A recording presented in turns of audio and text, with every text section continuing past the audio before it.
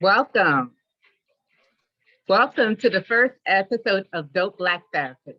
Today, we're going to talk about mass violence, crime, and what does it mean for us to live in a society where we don't feel safe. Today, I have an amazing guest, Dionne Brown Bushrod from Prosperity Redefined. Hey, Dionne. Hey, Candice. I want to thank you for joining us today. And I want to first start by saying you are a dope therapist. So you belong right back at you.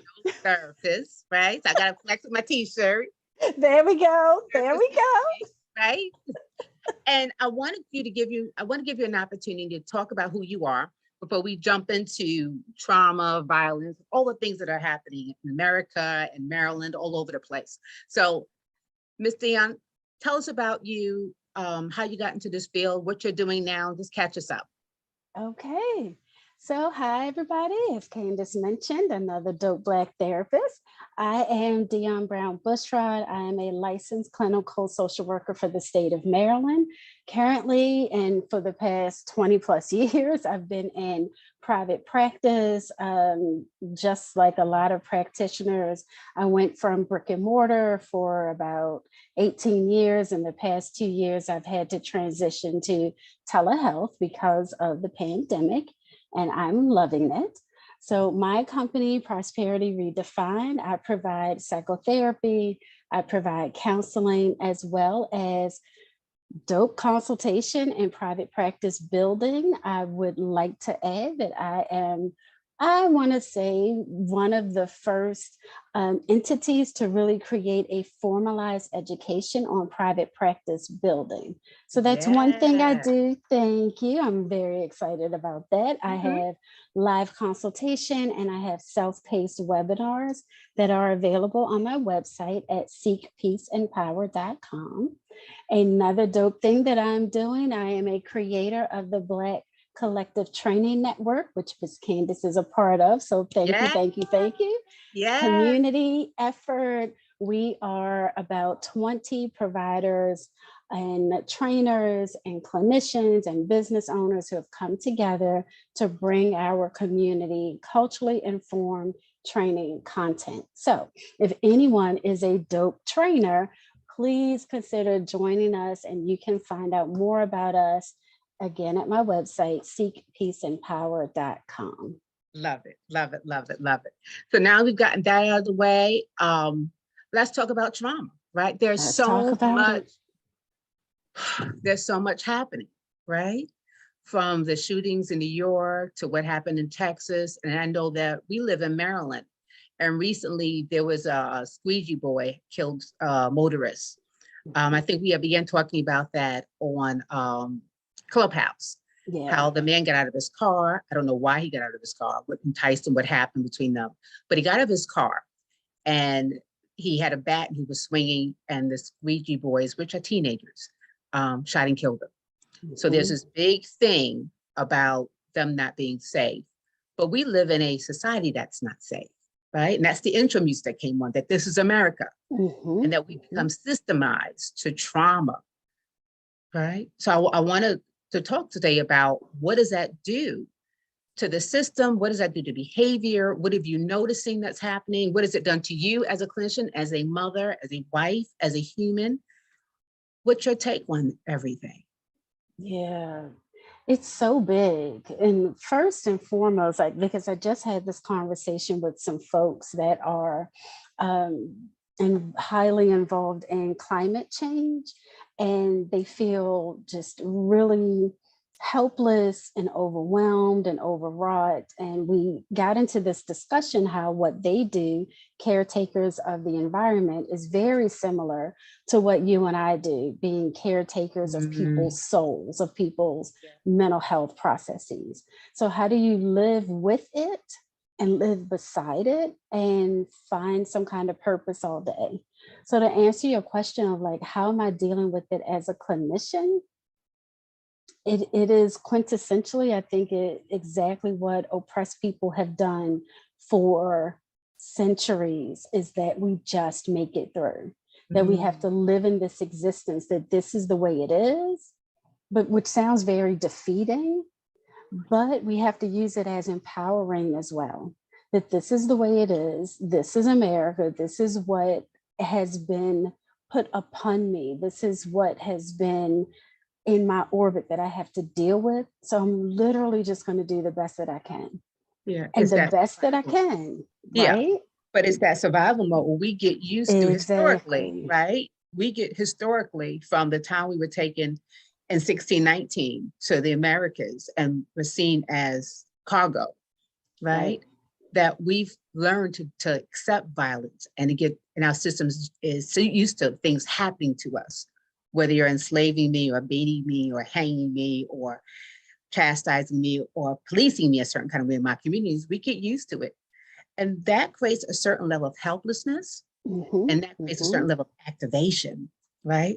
So when people meet us, you know, and they'll say, well, why are you guys so heavy? Why are you so angry? Because we never get an opportunity to really be at peace. Right? Because we're in peace. Yeah. And accepting that the survival is that level before thriving. And that we might be, and I say this to I deal a lot with intimate partner violence in my practice. So it's okay to be surviving. I know we want to thrive. I know we want to wake up every day and it's zen and it's meditative and I'm just floating on a cloud and it's easy breezy. Yeah. It's going to be honestly some moments like that. But really, are we in the space that it's going to be like that every day? No, because we're surviving. Yeah. We're surviving. And I think I love the intro because it really is like, here's this setup that we're supposed to be in the land of opportunity, which we are. And the land of the free. In the land of the free, which for some, right? We've been living like this. So let's accept that part of survival. Let's embrace it. Let's understand that, yeah, I do have to wake up every day and be on one. But how about that's okay? Yeah. How about that's okay? Yeah. And that you've got to make peace with being okay with that. And for some people, they'll say, wow, I'm surviving, but I'm never thriving. Because thriving, different between surviving and thriving is I grow from the experience, right? Like Yvonne Van Zandt, who had history of molestation and child abuse and physical abuse and domestic violence in home relationships. And she said, wow, I learned from that. And I took back my power and I became a lawyer and then I became a motivator and they thrive. But we live in a climate where there's so many things systemically happening, especially to people of color, that we don't quite thrive. We don't quite grow the way we could grow, especially when we're always activated. Like someone asked me recently, did I watch the news? Because there was something happening with the mayor. And I was like, no, I really haven't seen the news in about a month. Why? Because whenever I see it, there's something activating. Someone's getting shot, someone's dying. I said, it's just overwhelming. And even though I'm surviving and I'm, doing things that I enjoy doing during the summer, there's still a level of overwhelming when I see it. Absolutely. Right? That puts you at that place. And people who've been marginalized and also people who, aren't people of color will say, wow, COVID really took me to another place and I don't have space in me to breathe. I can't take one more thing. Right. And they're in survival. And yet we do. Yeah. right? And so it's the, I don't want to take one more thing, but one more thing keeps happening. And I Mhm. think, so if there is a stretch to feel like we're thriving, and we are, right? Yeah. In a lot of spaces. So if there's a stretch to feel like we're thriving consistently, it is that resiliency that even though I don't want to take one more thing, when it comes, I'm going to take it. I don't Mm. want it. I don't feel like it. Yeah. But when it comes, there is something that comes over me and I just make it through. I Yeah. just make it through because so you brought up the squeegee boys incident. Um, and here I'm calling it an incident when someone was killed, All right. right? Yeah. But then there is this incident of look at all of the social context that moment could have come through. It's just not somebody was murderous, Yeah. They didn't wake right? up saying, I'm going to murder someone. They didn't wake up and say, I'm going to No, murder someone. no, no. So when we look at this town, like a lot of other towns, look Mm. at the multi-layered issues that get us to the plate of why do we have squeegee boys in the first place? Mm. Right. And what's interesting is that they did an interview and they said, if the school system hadn't failed me, I wouldn't be on the corner. So you've got to figure out which corner I'm going to be on. This is trauma, right? Systemic Oh, trauma. I could be on the corner, you know, selling dope and crack and anything else I can sell. Or I can be in the corner trying to wash your car for it out. You got to figure out, because when a system fails people, especially people of color, marginalized people, that man. they limit where they can go, right? And then you have a system where, that just limits you, but oppresses you and punishes you for not teaching you. Mm. So then there's And only one when we can go is to the streets. And that's what creates a you whole gotta system of decide the trauma corner. on top of trauma. And what's interesting, I mean, so much about that is fascinating. That part about if the education system hadn't failed me. Now look at what trauma does. Trauma has to find a boogeyman. Trauma has to say, it's too much for me to carry. It's too multifaceted. It's too many ins and outs and ebbs and flows and too many unanswered questions. Yeah. So what's the boogeyman? So for that person, it's the education system. Well, let's unravel the education system. Is it a particular teacher who has no power? They can't go to the governor and say, give me more books, right? Is it the city council? Is it the state government? Is it the governor? Is it the United States of America? Like when they say the education system, and it's all these good-hearted people working in the education system and it's not working. And it's all these good-hearted people who are small business owners in the communities and it's not working. And it's a nice mailman and they're doing the best that they can and it's not working. Right? Like, what is the answer? But trauma, it's too big to say, I don't know what the answer is. It's just messed up. So let me say it's a this thing. Yeah. So folks will say it's the gun violence, it's mental health, it's the education system, it's the neglectful parents, it's the community, it's the food deserts. Guess what? It's all of that. It's all of it. It's since we know it's all of it, why isn't it fixed? Yeah. Trauma. And people benefit from it not being fixed. There's money in keeping people oppressed. There's money in keeping trauma going, right? Big business is mental health. Big business is medical health. And this big business is the criminal system. It's big business. Oh, yeah. Right? People profit from having the people who have and people who don't have. It's that whole redlining experience, right? The have and have nots. So there are people who benefit from traumas because trauma creates fear. And I think there was a certain president, who I won't say the person's name, who made a whole campaign on trauma. Right? Make America great. I don't know about that, Obama. That people get afraid of the unknown. Absolutely. And so then we create a narrative about how scary that unknown is. And then we put a face on what the unknown looks like. Right? So then people live in fear.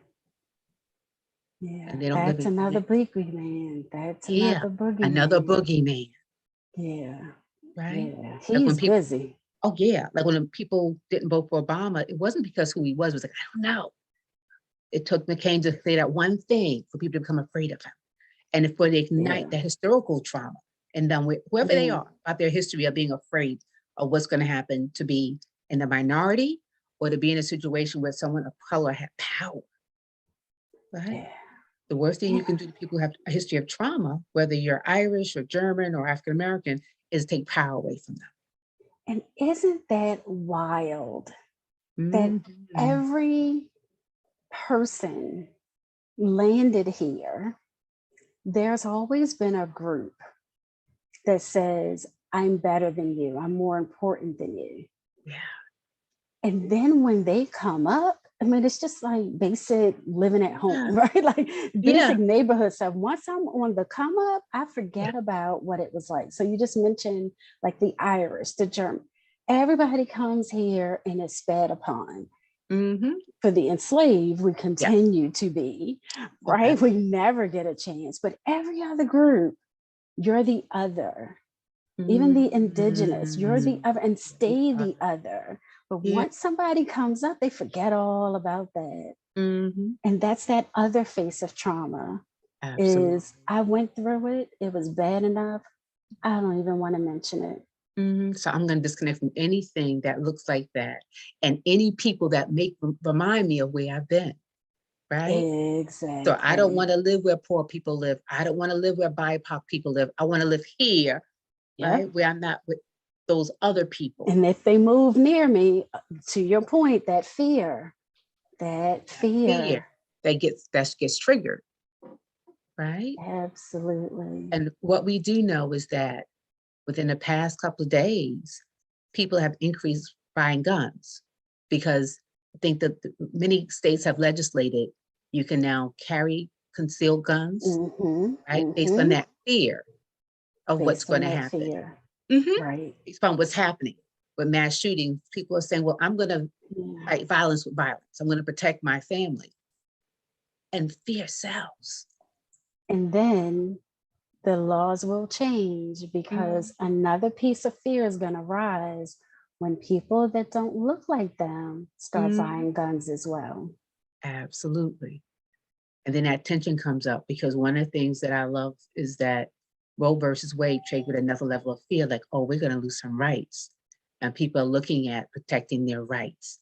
And that's what happened when January 6th happened. People are like, oh, I want to get my rights back because rights can be taken away.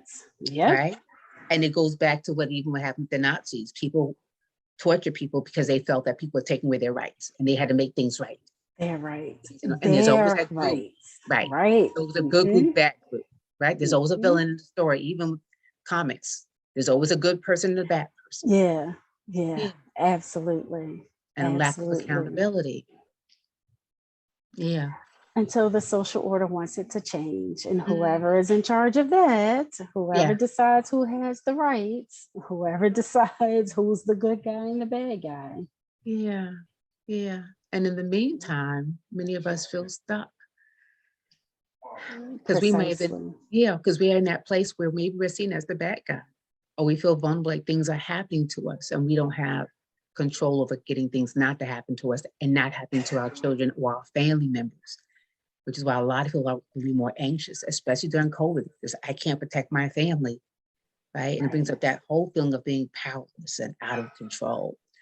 What are some things, some tips that you can share that allow people to feel in control and that allow people to survive and maybe even thrive and not get stuck in that feeling of death or that feeling of powerlessness or helplessness? Absolutely. First and foremost, find that superhero cape and burn it. Don't even hang it up. Don't put it in the back of the closet. For each of us, clinicians, non-clinicians, everybody experiencing this trauma, know that it is not about you, which means you can't fix it all. It is not your responsibility. Look at the things that we're talking about, politics and education and mental health and substance use. And how are you as one person gonna wrap your arms around all of that and fix it all? Know that, second thing, know that you have a responsibility to show up in your life. For all the bad that is occurring, what is that good? What is the good that you're putting in? I like to say to the little people in my life that you want to leave people better off than when you found them. So don't go intentionally hurting people's feelings. Help when you can with proper boundaries. Try to put a smile on somebody's face, right? You don't want to go in causing additional damage, especially when you know there's damage already there. So make sure you put your cape down. Do the best that you can, but absolve yourself from thinking that you can fix it all. And when the wonderful moments show up for them. Show up, give yourself permission. Like stuff sucks, really and truly it does, but not all of it. Yeah, absolutely. Not all of it. Yeah, I love that. And what came up when you were saying is that your superhero skill is choosing how you're going to react and how you're going to cope. And even taking a breath is a way of coping. Putting your hand on chest is a way of coping, right? Connecting with someone who you love is a way of coping, right? Absolutely. And even somebody you like, because sometimes people feel like I don't have anybody, I don't have any support. Well, daggone it, go to the grocery store and have a kind conversation with the cashier. If you feel like you have nobody in the world, right? Help somebody across the street, connect with somebody. The UPS guys bringing your 85th Amazon item of the day. Share a kind word. Hey, how are you? Right? We like to rip that away from ourselves. I don't have anybody that I can trust. That you're putting yourself in a bad mood. You're hurting your own feelings. Yeah.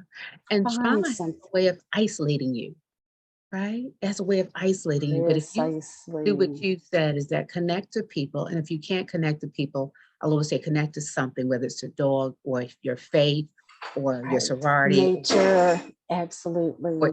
Or something, or give canned foods, connect to something where instead of feeling powerless, you're feeling, no, I can give this thing of canned foods, or maybe I don't have any money, but I can write a note, or I can leave a penny on the floor, or I can do something that makes me feel powerful and not powerless. Absolutely. Yeah. Absolutely. Thank you so much, Ms. Dionne. Can you tell us again how we can reach you, especially people who want business coaching? How can they reach you? Absolutely. Please, please, please visit my website at seekpeaceandpower.com. If you are interested in business coaching for private practice building, please click the tab for therapists and you'll see the direction that'll lead you to build a private practice. Sign up for self-paced classes, sign up for individual consultation. I am here to help. I want people to be in business and stay in business. Amen. And that's power. And if you want to reach me, you can always reach me at CandiceRDickens@gmail.com. You know, one of the things that I've been talking to all the clinicians I know is say, hey, we're like the unicorns. It's difficult sometimes to find a BIPOC clinician, that's Brown, Indigenous, people of color, whether it's Asian American, Native American, Latino American, Hispanic, African American, African Jamaican.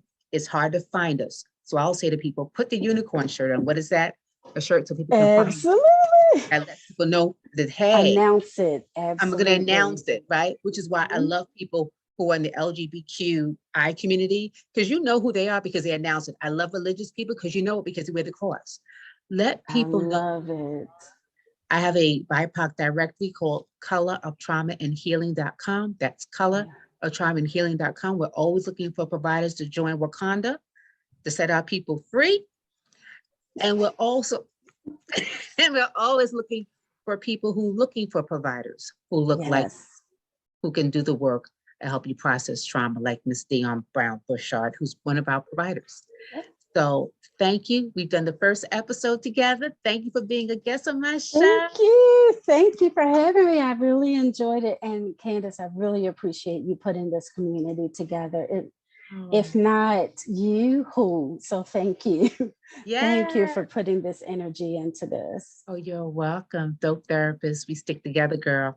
Yes, we have. Dope therapist magic. Good night, everyone. Good night. Take care, everybody. All right.